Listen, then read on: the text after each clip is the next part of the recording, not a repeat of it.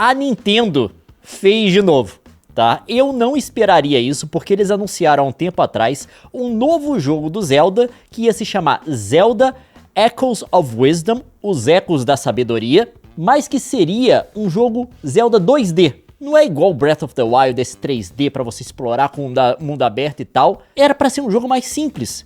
E eles até meio que usaram o gráfico e também vários assets do remake do Link's Awakening que saiu há um tempo atrás, tá? Então eu pensei assim, ano que vem, provavelmente em abril, devem anunciar em março, tá? Vai vir o substituto do Switch. O Switch 2. Então esse jogo vai ser um jogo de fim de temporada. Um jogo à saideira do Switch. A Nintendo não tá dando sangue. Eles não vão vender mais Switch com esse jogo, não é? Gente, eu estava errado. Eu joguei. E esse homem só fala nisso tem uma semana. Se eu não estivesse aqui, eu estaria jogando agora. Com certeza, só joga isso agora. Não é um jogo legal. Preciso dizer que eu gostei de ver. Eu vou explicar. Nesse jogo, você não joga com o Link, tá? O Link é preso, ele é perdido. E aí você tem que jogar com a Zelda. Só que a Zelda não joga igual o Link. Você não tem uma espada e um escudo e um arco e tal. Ela tem um cajado que consegue copiar as coisas. Você pode copiar objetos, copiar monstrinhos para eles lutarem do seu lado. E você tem que ir combinando todas essas coisas. Acabei de descobrir uma coisa que o bichinho fazia que eu não tinha considerado no jogo ainda, eu vou usar da próxima vez. Ela pode fazer isso com a aranha? Mas tá. Pode, se pode com a pedra. Você lembra que a gente gravou o vídeo e você caminha com o movimento da pedra? Se a pedra faz o movimento e você tá sendo levado junto, a aranha também pode. Eu vou explicar uma coisa pra vocês. Isso que é impressionante. Você podendo copiar objetos, igual eles mostraram aqui, ó. Eu vou dar um exemplo para vocês aqui. Teve um outro vídeo que a Nintendo lançou. Tem um negócio pra você subir. Você pode simplesmente pegar um banquinho, que se eu não me engano é a primeira coisa que você desbloqueia no jogo. Você faz 3 dele e você consegue pular. Simples assim, tem esse tipo de combinação. Só que tem outras também, você pode copiar uma caixa, você pode copiar uma cama, você pode copiar um bloco d'água, tá? E aí você pode combinar eles de várias formas pra conseguir passar das coisas. Ela nada pra cima também? Sim, aí ó, aqui ó, eu passei disso daqui usando uma pedra pra bloquear o vento. Aqui ele já tá usando de uma forma diferente. Aqui tá usando a cama pra poder, e agora uma cama elástica pra poder subir o muro. Você vai combinando as coisas. Mas é totalmente espontâneo, né? Tipo assim, o jogo não te regra. diz, tipo assim, todo mundo que passa de uma parte faz de um jeito diferente. Aí tem aqui também, ó, você pode copiar os monstrinhos, né? E colocar... Pera aí, aquela ela pegou uma pedra, jogou uma pedra pra parar o monstro e depois jogar nele. Aí você pode copiar o monstro depois que você vence. E aí você pode invocar ele quando você quiser. Vão te atacar, você vai e invoca os monstrinhos. Nossa, ela invoca 2? Não, ali você pode invocar. Não é um só? Não, você pode ir ampliando o seu poder de conseguir do tanto. Pra cada bicho que você invoca tem um custo. Esse daqui no caso é o custo 1, tem umas coisas que esse daqui é custo 2 e tal. Você pode ampliar a sua capacidade. E aí você vai combinando as coisas pra poder jogar. Isso é extremamente interessante. Eu não consigo dizer pra vocês o tanto que isso é interessante. Porque você fica lá, pera, e se eu tentar isso? Será que desse jeito vai? Tipo assim, pra enfrentar o chefão. E depois eu fui ver de outras galeras que enfrentaram o mesmo chefão que eu lutei de um jeito totalmente diferente. Porque teve uma hora, você tinha que acertar o chefão numa parte alta. Aí você colocava os bichinhos no chão que não alcançavam. Aí eu usei um poder dela lá, que ela tem um poder também de mover as coisas, de segurar o bichinho e levantar ele um pouquinho. Aí eu fiquei controlando um soldadinho assim, que tá pendurado meio que em mim, assim, por um raio. E ele batendo no chefe, eu indo pra trás e pra frente fazendo assim. Que é diferente de como a outra galera... O resto da galera fez. Isso é muito interessante, porque a gente viu essa liberdade de construir as coisas, de fazer tudo, no Zelda Breath of the Wild, que é o em 3D pro Switch, e mais ainda depois no Tears of the Kingdom. O Tears of the Kingdom deixa você construir máquinas, juntando peças e coisa do tipo, carro, roda e tal. Só que a gente nunca viu esse grau de criatividade no Zelda 2D, que é a ideia original do Zelda, tá? A gente vai discutir essa ideia agora porque eu dei uma pesquisada aqui, de fato é muito interessante. Eles colocaram isso agora, essa criatividade que você tem no Zelda 3D, Breath of the Wild, Tears of the Kingdom, num Zelda 2D. E é muito legal. Depois, quando você começa a jogar, você quer voltar, peraí, eu vou fazer isso desse jeito, tal. Isso é uma coisa muito interessante que volta ao conceito do jogo do Zelda. A gente vai falar isso ainda, do primeiro que saiu, mas vamos voltar um pouco antes, aliás, um pouco mais recentemente, que era pro conceito do Zelda Breath of the Wild. Todo mundo conhece o Zelda Breath of the Wild e tal. Essa ideia meio que surgiu ali, porque a Nintendo, desenvolvedores da Nintendo contaram na GDC, que é uma conferência para desenvolvedores de jogos, tá? como que surgiu as ideias e como que eles começaram a testar os conceitos do Breath of the Wild. Isso antes de fazer o jogo. Como eles fizeram, que foi muito doido, tá? Eles pegaram e fizeram esses conceitos dentro do Zelda 2D, tipo, do estilo do Nintendinho. Como que essas coisas foram? Pera aí, eu vou voltar aqui pra vocês verem, ó. Beleza, tem uma folha.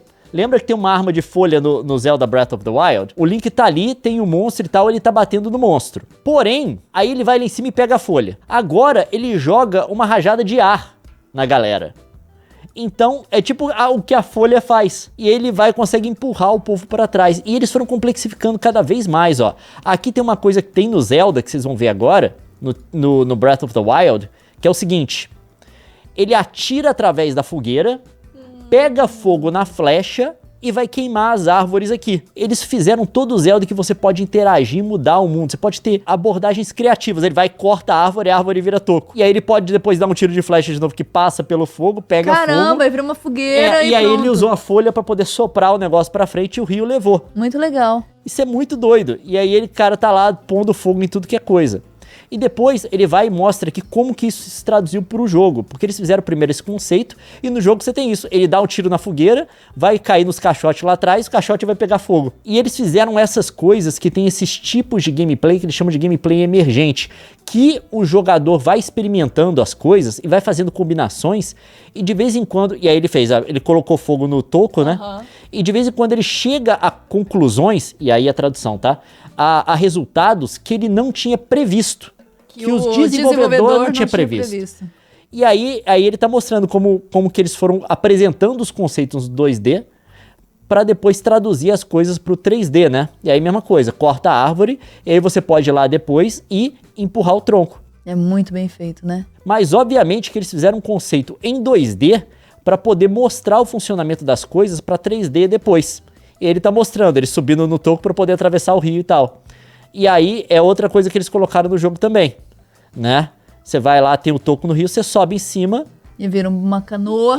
Basicamente aí a correnteza tá te levando agora. Você tá usando como se fosse um barco com a correnteza levando. Então você tem esse conceito da gameplay emergente, que você não tinha uma tradução tão boa assim pro Zelda 2D antes. E esse jogo de fato tem. Você vai experimentando as coisas, descobrindo itens novos que você pode destravar. Durante o jogo você vai descobrindo itens novos que mudam a sua abordagem. No começo você usa muito do banquinho, aquele que mostraram lá, para poder pular as coisas. Depois você vai destravando blocos de água que você pode empilhar, igual eu vi ali. Eu destravei agora uma plataforma que você pode subir nela, ela sobe, tipo assim, funciona igual a plataforma do Mario, sabe? Para você ter acesso às coisas mais no alto. E você vai combinando, tipo, a cama, você viu usando ali a cama que você pode, para poder pular pro outro lado, mas você pode usar a cama para dormir também, para recuperar a vida. Inclusive eu achei que era essa a função dele, porque tava lá escrito descansar. Não, eu vi a galera que, tipo assim, você joga o monstrinho pra poder distrair o chefe no meio da batalha. Aí você tá morrendo, você joga a cama no canto, deita, deixa o chefe lutar com o monstrinho, recupera e volta pra luta. É muito interessante. E isso, de fato, é a ideia do conceito do Zelda. O jogo foi criado nisso, porque várias vezes, se você voltar aí em várias entrevistas do Miyamoto, criador do Zelda, é o mesmo criador do Mario, tá? A ideia dele, primeiro, a ideia do Zelda surgiu das explorações que ele fazia em volta da cidade dele quando ele era pequeno. Aquela coisa de criança antes da internet, você não tinha nada pra fazer em casa. Vai conhecer um bosque. Você vai pro mato, vai andando, vai explorando, vai imaginando as coisas. E ele quis trazer isso pro jogo. Por isso que o Zelda tem essa coisa da exploração não linear. Varia, teve Zelda que ficou bem linear, mas enfim, essa é a ideia original. O primeiro jogo não tem nada de linearidade, é um teco totalmente novo em videogame, que em videogame você tá acostumado aí do ponto A pro ponto B, né? Começo pro fim da fase. O Zelda você podia explorar de jeitos diferentes. Essa é a primeira coisa. E a segunda coisa é a ideia de fazer um jardim em miniatura. Em várias entrevistas do Miyamoto, quando fala assim, e esse conceito, e essa coisa do Zelda, eu queria fazer um jardim em miniatura. Isso, eu já tinha ouvido ele falar isso várias vezes, só que nunca tinha entrado na minha cabeça o porquê disso. Até que finalmente, eu tenho que agradecer o cara que fez esse vídeo, tá? Foi esse canal aqui, ó. Eu recomendo pra caramba, não vou mostrar o vídeo. É esse vídeo aqui, ó. A questão que ninguém perguntou pro Shigeru Miyamoto. Depois vocês dão uma olhada lá, isso abriu minha cabeça pra um monte de coisa, eu saí num monte de pesquisa pra ver isso. A ideia do jardim em miniatura. Porque esse é um conceito do Japão, que na verdade são duas palavras, a gente traduz como jardim em miniatura, mas na verdade é o jardim em caixa. que é uma coisa que existe há muito tempo, que começou no Japão, quando eles começaram a fazer réplicas menores de jardins chineses. Porque existia ali uma coisa, se eu não me engano, volta ao século XVII, se eu não me engano, uma coisa ali na época da China ser a grande referência e coisa do tipo. Eles começaram a fazer isso no Japão. É daí que vem o bonsai? Também.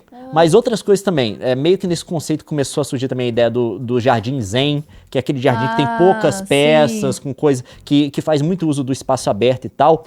E é nele que você tem essas coisas aqui. Esse tipo de jardim... pontezinha, construção de pedra. De pedra. Esse tipo de jardim aqui, que é o... Uma coisa bem Cobra Kai, né? Do Karate Kid. Esses jardins, assim, que são um jardim em miniatura. Tá? Que na verdade é um conceito de um jardim que era maior, que era de inspiração chinesa, que eram jardins bem grandes, só que o cara fazia tipo numa casa. Você tem ideia da pontezinha pequenininha, você tem o laguinho e coisa do tipo, as árvores aqui meio bonsais, cortadas pequenas e tal, que é a ideia do jardim em miniatura. É disso aqui que a gente tá falando.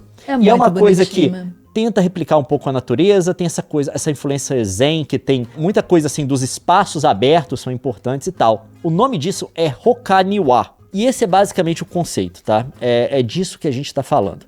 E essas coisas foram evoluindo no Japão para ficarem cada vez menores. Pra galera colocar dentro de casa, dentro daqueles jardins internos na casa que são só um quadradinho, até ao ponto da galera colocar em caixinhas. Que é aí que de fato o jardim encaixa. Que você tem essas coisas aqui, ó, esses jardins bem pequenininhos, tem coisa que você bota em cima da mesa, né? Você tem esses jardins bem pequenininhos, que você cabe no quintal da sua casa, cabe desse jeito aqui, fica bem pequeno e tal.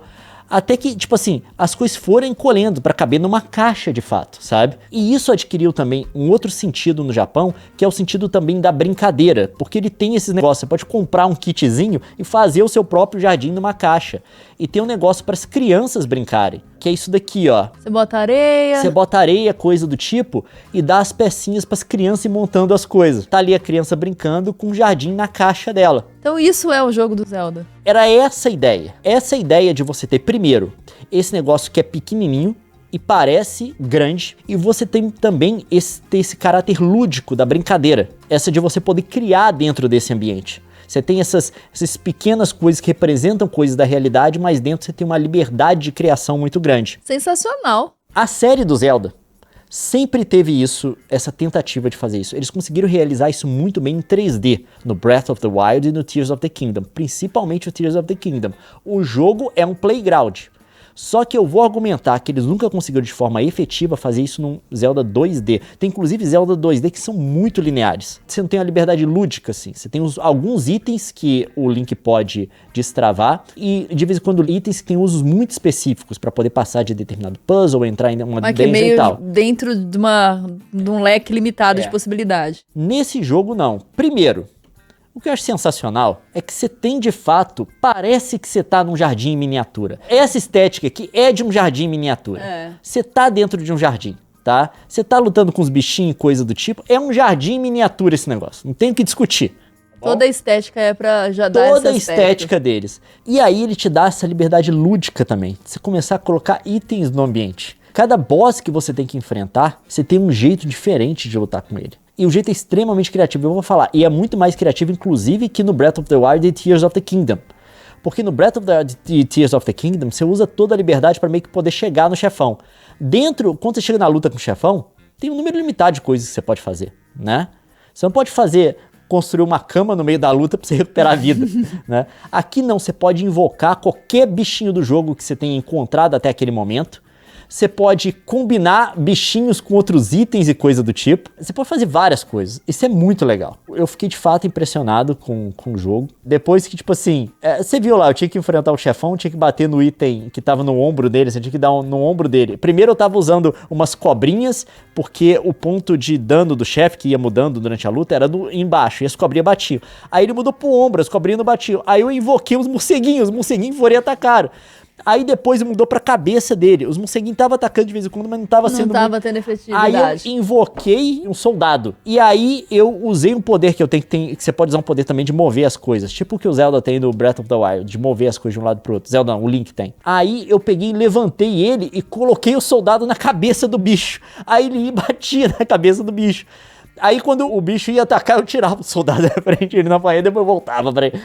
Então, tipo assim, você pode assistir vários gameplays da galera vencendo o primeiro chefe. Dá uma olhada no primeiro chefe, tá? Que é um gigante de pedra, do Echoes of Wisdom. Você vai ver que cada pessoa vai ter lutado de jeito diferente. E eu fiquei muito impressionado e muito empolgado por isso. Eu acho que, de fato, esse jogo é a realização do conceito de Zelda.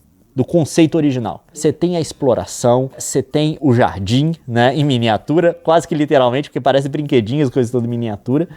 E você tem a parte lúdica de poder criar as coisas. Eu fiquei impressionado. Eu tô jogando agora, pra mim, se eu for analisar criticamente, talvez não seja o jogo do ano. Não joguei Black Myth Wukong, tá, gente? Você coloca isso de lado. Mas assim, se eu for colocar do meu gosto pessoal, até agora é a melhor coisa que eu joguei esse ano. Simplesmente porque é a Nintendo fazendo o que ela faz melhor. É aquele jogo simples, mas é extremamente criativo. É aquele sentimento que eu tive jogando Mario Wonder, sabe? E eu achei de fato que... Qual que é o problema? Vamos falar agora de jogar com a Zelda como personagem. A Nintendo, ela não é diferente de outras empresas no sentido que ela também faz jogos com público-alvo. Tem jogos da Nintendo, já falei aqui, se você for jogar o primeiro jogo do Kirby que saiu pro Switch, eu esqueci o nome agora, não é o Dreamland, enfim, o primeiro jogo que saiu, 2D. É um jogo muito fácil, porque eles fizeram aquele jogo pro público dos jogos do Lego, por exemplo, que é criança. São jogos mais simples de jogar, não são difíceis. Eles pensam em público-alvo. E, obviamente, que eles fizeram um jogo da Peach, vocês viram recentemente que é o Peach Showtime, a gente jogou ele, que é um jogo pensado pra meninas. É um público feminino mais jovem. Quando eu digo mais jovem, crianças. Você não precisa ser o público-alvo pra gostar de alguma coisa, mas tem coisas que tem público-alvo. E eu acho que eles partiram disso. A gente quer fazer um jogo com a Peach para esse público. O que a gente faz? E eles foram meio nesse negócio também de... Que é muito ligado à ideia agora de quando você quer promover coisas para meninas, que é aquelas coisas. As mulheres podem fazer qualquer coisa, elas podem ser tudo. Então tem coisa... Tem fase da Peach que ela é cowboy, tem fase que ela é cozinheira, tem fase que ela é patinadora, tem tudo, sabe? Aquela coisa é meio Barbie, sabe qual é? Mas eu acho que esse jogo foi diferente. Eles não falaram, eu quero fazer um jogo com a Zelda, o que faz sentido. Ou para que público-alvo faz sentido. Não, os caras tinham um conceito do jogo.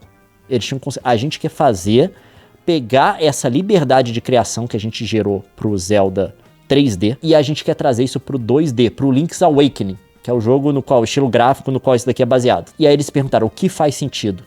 Não faz sentido jogar com o Link, porque o Link tem um escudo e uma espada, ele bate nos outros. Faz sentido com a Zelda, uma personagem diferente. Eu acho que esse foi o processo pra você chegar nesse novo Zelda aqui. E de fato funcionou, cara. Pra mim isso daqui é o resultado de décadas de desenvolvimento, tanto do Zelda 3D quanto do 2D, que se juntaram nesse jogo aqui e tudo faz sentido. Eu achei sensacional. Pra mim, isso daqui é aquele jogo que te lembra por que você gosta de videogame. Tudo bem que eu tô no...